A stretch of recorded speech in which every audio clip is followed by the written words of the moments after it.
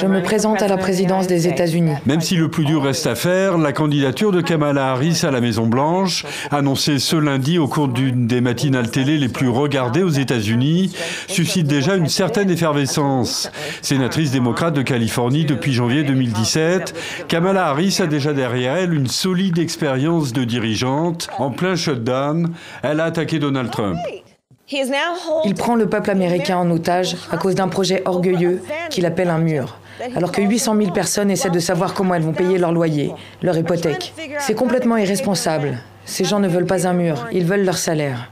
À la périphérie de Londonderry, ce quartier est bouclé par les forces de l'ordre. Une camionnette suspecte y a été abandonnée après avoir été volée par 4 individus masqués.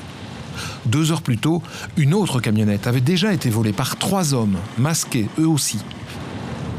Ce qui inquiète particulièrement les policiers nord-irlandais, c'est que c'est aussi un véhicule volé qui a servi samedi soir au centre de Londonderry pour un attentat qui n'a toujours pas été revendiqué. L'Allemagne cherche à exclure le constructeur télécom chinois Huawei du réseau 5G au nom de la sécurité.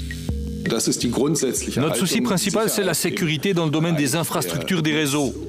En toile de fond, des soupçons d'espionnage et une guerre pour obtenir les concessions 5G. Car la 5G, c'est le réseau de demain, une vitesse 100 fois supérieure, des utilisateurs et des objets connectés en permanence.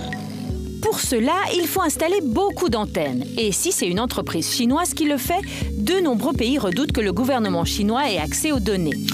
On connaissait la solitude du pouvoir. Martin Fayulu expérimente un tout autre genre d'isolement. Mais celui qui estime être le vrai gagnant de l'élection refuse de s'avouer vaincu. Je ne me laisserai pas faire, je ne céderai pas.